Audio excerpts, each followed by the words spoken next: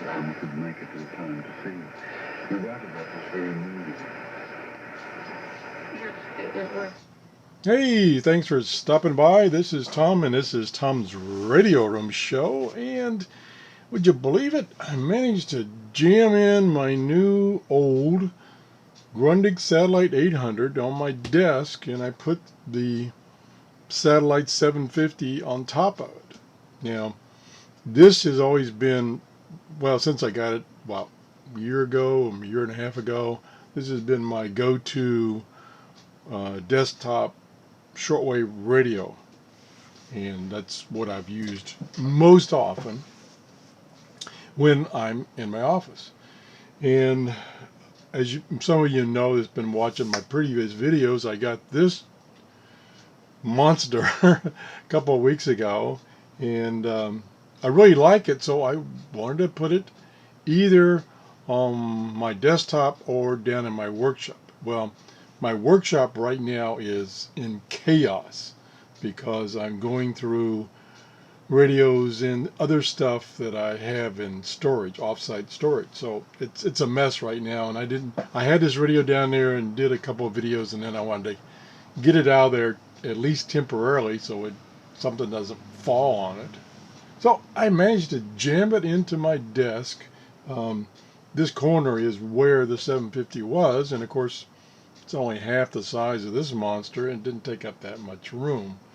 But I eliminated a couple of things. I moved the phone that was here, and we jammed it in, and I moved that light down. I actually am thinking about taking that light off my desk. It's a real nice desk lamp, but I don't use it that much, and it generates a ton of heat. It's one of those lamps that came out a number of years ago that used that some kind of tube, and that tube generated tons of heat. As a matter of fact, they basically took them off the market because they were having so many fires. But this one is well protected, but it still, as you can see, has all this heavy metal protection and venting to get that heat out. So it may temporarily go. Again, I don't know if I'm going to leave its monster radio here because I do mostly use the 750, and I'm going to do a test right now to give you some indication of the performance of the two. So we're going to see, like I say, it might move off my desk. It takes up a lot of room. I'm losing lots of space on my desk. So anyway, what I want to do this morning, and band conditions are really iffy. What you were listening to, boy, it's fading out too. As I turned on, this is Radio Australia, I turned it on this morning, and there was a heavy jamming signal coming in every few minutes. It's gone now. But it wasn't a broadcast. It was just a carrier, and it was it was just jamming the heck out of this station, and it was only on this frequency. I'm getting about, my S meter is all over the place. It's jumping from an S1 to S9. I mean, I watched the YouTube channel with the lady that does the space weather reports this morning, and she indicated there are all kinds of activity on the sun causing goods and bad days, and it's very intermittent, and there's supposedly some good days coming, but nothing like we had normally in the winter. So anyway, I'm on 9.580. I'm using my external G5RV antenna, and I've got it on a switch, so I'm losing some signal because it's on a switch. And right now I can switch between these two radios. Before, I had this one switch connection to this radio, and then an external one that I would just put a radio on my desk and hook up at the antenna. So I've lost that temporarily. So anyway, let's listen to this for a few minutes. Those things, that things are terribly important. One engagement is to walk, which is something we remembered what you can do. And lo and behold, you become... Now normally, Radio Australia, it's, what time is it? It's 7:20 in the morning, Eastern Daylight Time here in Florida. Normally, just before sunrise, when we just had sunrise, I can get Radio Australia pretty darn good when band conditions are normal, I'll call them. But as you can see, it's struggling right now. And earlier, when I was first turned it on, which was about 6:30, I was getting that jammer, and I kind of fiddled with it for a while. I go, man, I want to record that jammer. Well, as usual, by the time I got camera set up and computer set up, jammer was gone.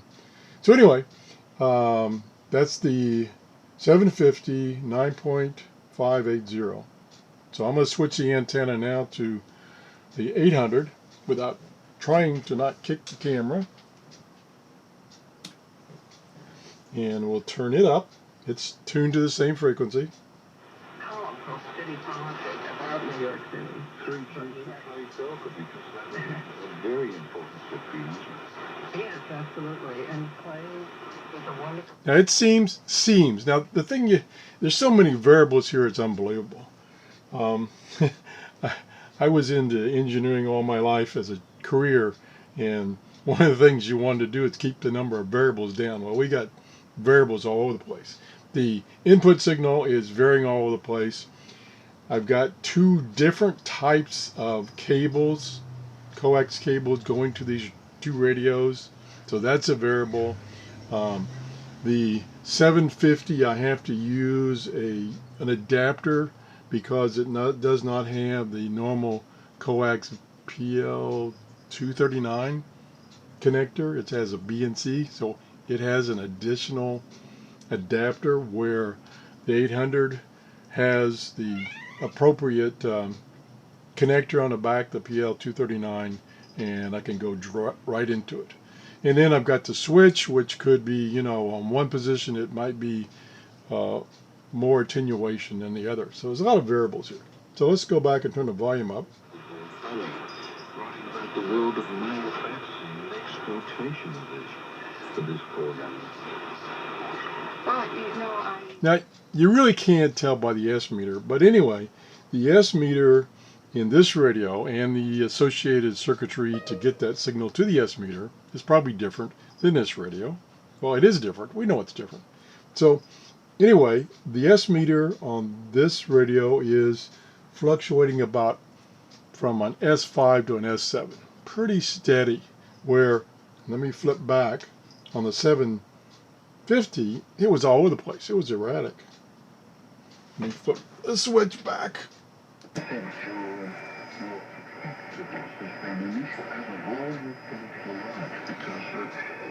Yeah, I know you can't see it, but matter of fact, let me zoom in a little bit, as much as I can.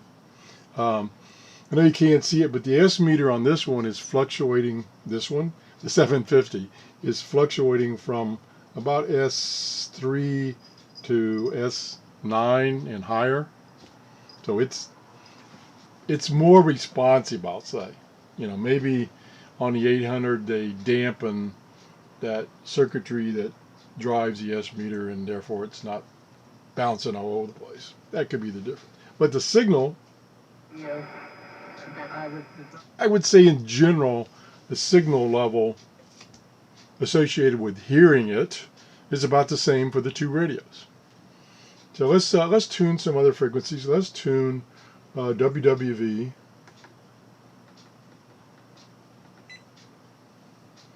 Now this radio is a little more convenient in that you just punch in the number of digits and it enters it. You don't have to hit an extra key.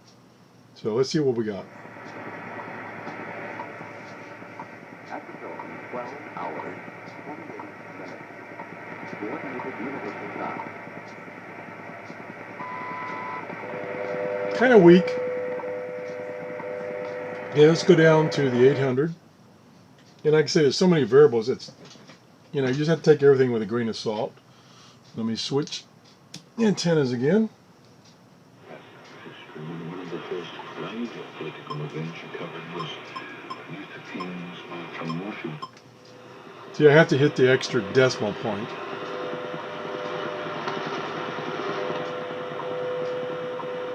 Again, you know, it's fading in and out. About the same. Let's see if I can tune or find a single sideband station, an amateur radio. Let's go down to like 3.9 megahertz.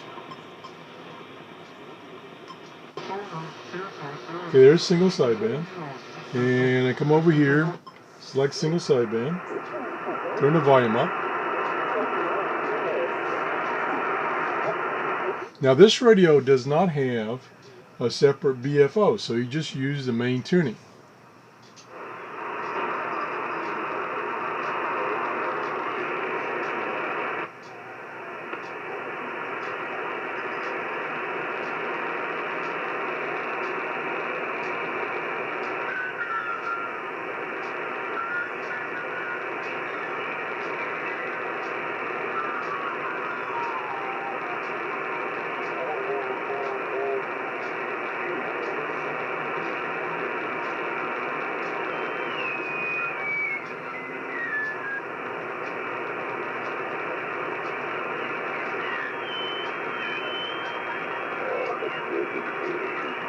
Now there's some there, it's pretty weak.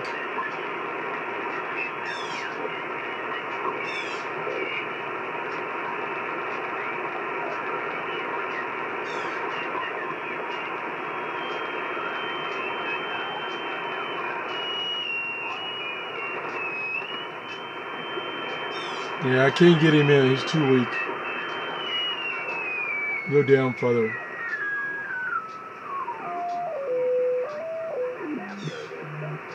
It may be too late in the morning to get 80 meters. Well, when you know it's the phone rings. Stand by.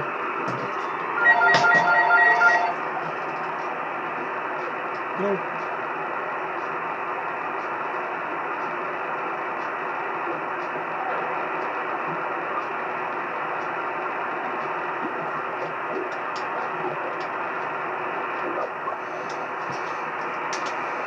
Oh, I'm sorry about that. Starting this time of day, the school system calls my wife see if she wants to take a job today. And she told me no. So all I had to do was answer the phone and push the option, don't call anymore today. So that's done and out of the way. So we're not doing very good on finding. Okay, let me move up to 40 meters. Let's go up to 7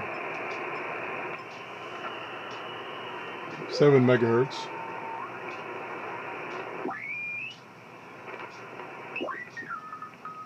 Well, there's a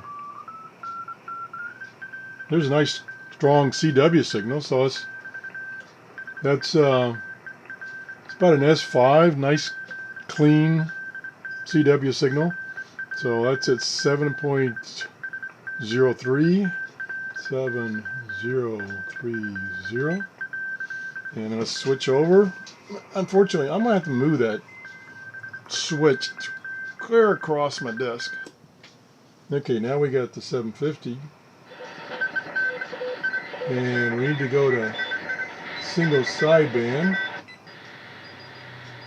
And I think I was in lower. Yeah. Okay, there it is.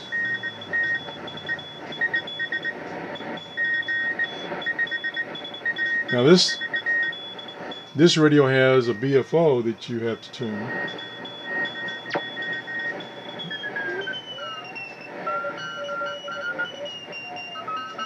Okay, it's not quite tuned, but it's it's picking up multiple frequencies on 7.03, and I got the bandwidth set at narrow, I believe.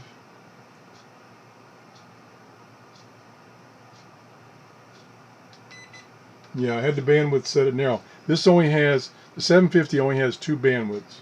I don't remember what they are, but it only has 2, where the 800 has 3, and presently I have it at 2.3, which is what you want when you're listening to CW.